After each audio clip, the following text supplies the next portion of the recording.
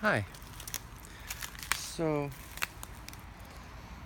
today I've been spending a lot of time going through a book, Where Good Ideas Come From by Stephen Johnson. And these aren't perhaps concepts that if you read a lot you've never come across, but he does a really good job of pretty much bringing this specific concept and this specific idea to light in a very clear manner. And it's made me think a lot about some of the third wave feminism and social justice warrior stuff that I've been harping on a little over the last few weeks. Basically, there's a lot of other ways this could happen. I mean, it'd be the exact same thing if we had a bunch of super conservative, communist hunting people in power, like back in the day.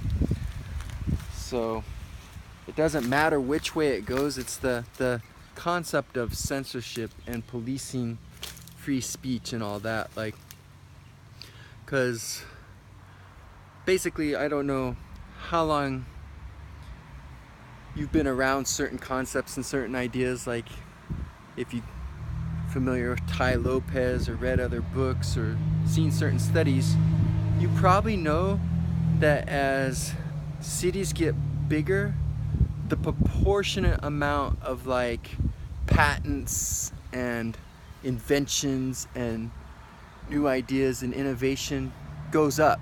So instead of a city with 100,000 people having 10 times the invention and patents and stuff of a city with 10,000 people, it might have 30 times as much.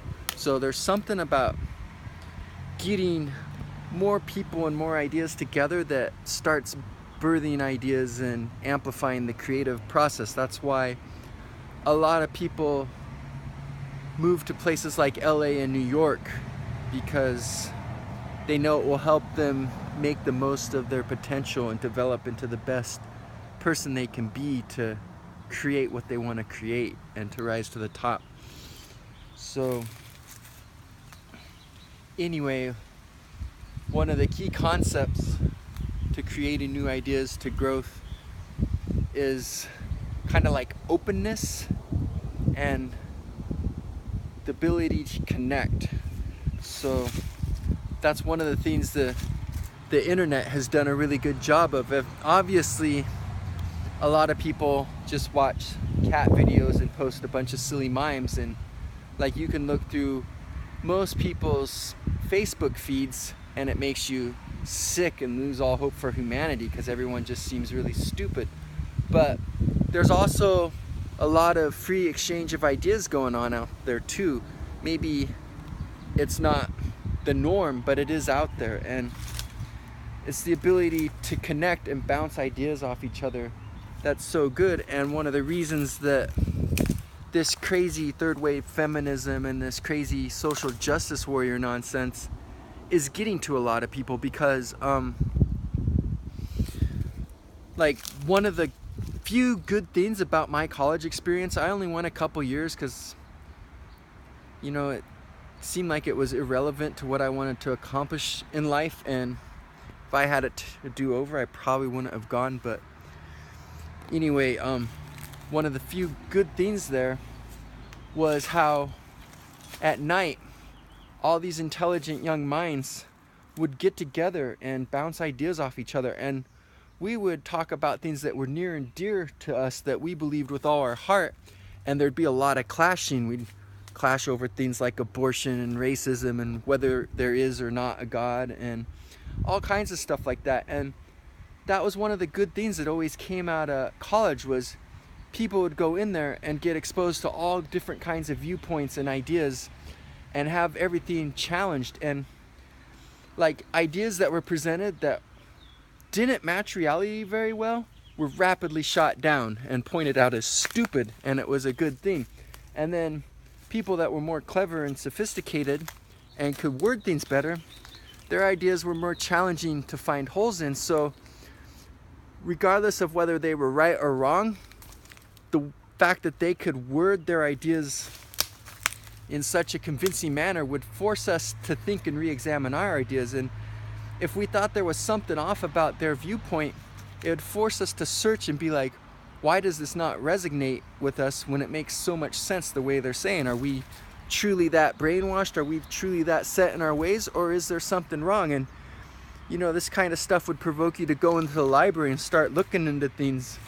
And it's not like you can know everything for certain or anything, but the good thing was it honed the practice of testing ideas, of looking into ideas, and it would make you grow and expand.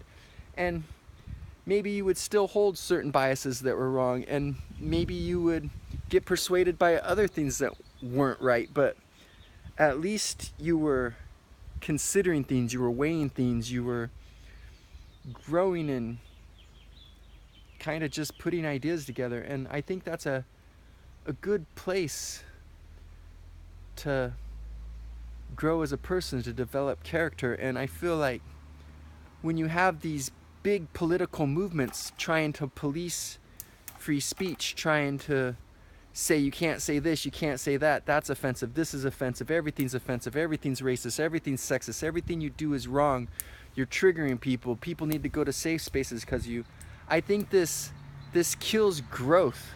This kills the ability to expand and put concepts together and come up with new ideas and stuff. So I think that was one of the really, really good things about the college experience back in the day, one of the few positive things I had to say about it. And I feel like movements like this are taking it away. And I think the internet is kind of in a similar space. Like I admitted, a lot of people misuse the internet, and it's just a place for a bunch of boring, like silly memes that all say the same thing and don't really say anything. But there's also people who are voicing legitimate views and opinions, and that's a really cool thing. And when you have big, huge groups like this trying to squelch it, trying to get people fired for expressing things like this, trying to make there be regulations against stuff like this, you're killing something good. You're killing something that can help us grow and expand. So I don't know, that's just something I wanted to talk about today, and it was kind of provoked by looking into that book a little. Unfortunately, I didn't get to read it as thoroughly as I wanted. A lot of books, you can just kind of read like the first and last paragraph of every chapter and like the first and last sentence of every paragraph and skim through it rapidly and get the gist of what they're saying and get a lot out of it. But this is one of those books that was actually written really well, that I would have liked to have read the whole thing word for word. And I had a 6-week opportunity and threw it out the window by being an idiot. So I'm gonna have to revisit it in the future sometime, hopefully in the next few months. So anyway, since I wasn't as thorough as I'd like on this talk, I encourage you to read Where Good Ideas Come From by Steven Johnson, because I think it's a good book and it will provoke you to do some thinking.